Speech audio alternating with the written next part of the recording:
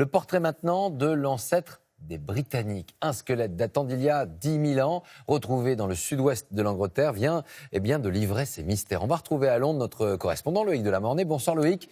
Qui se cache donc sous Cheddar Man? C'est le nom que les chercheurs avaient donné à ce squelette.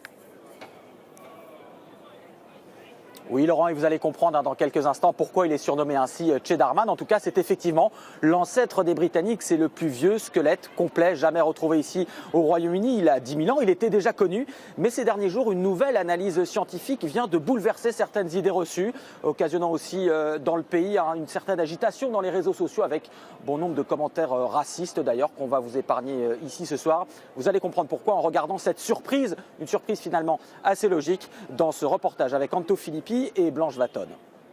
Une peau noire et des yeux bleus perçants.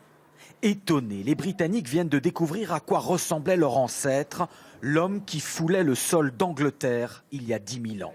Ce sont les scientifiques du Muséum d'histoire naturelle de Londres qui viennent de faire cette révélation et qui ont modélisé très exactement son visage.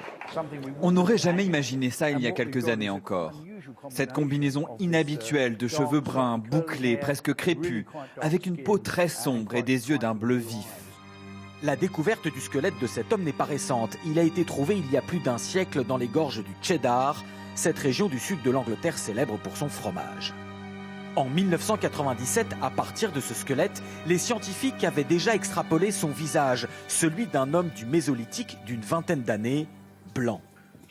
Mais les chercheurs d'aujourd'hui ont retrouvé un peu d'ADN conservé dans son oreille et avec les progrès du séquençage génétique ont abouti à ce résultat bien différent.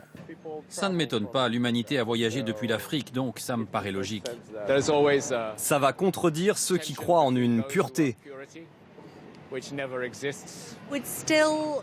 En regardant cette photo, je pense quand même que déjà à l'époque, c'était un immigrant, venu d'ailleurs dans le monde. Je ne pense pas qu'il soit né comme ça, ici à Londres.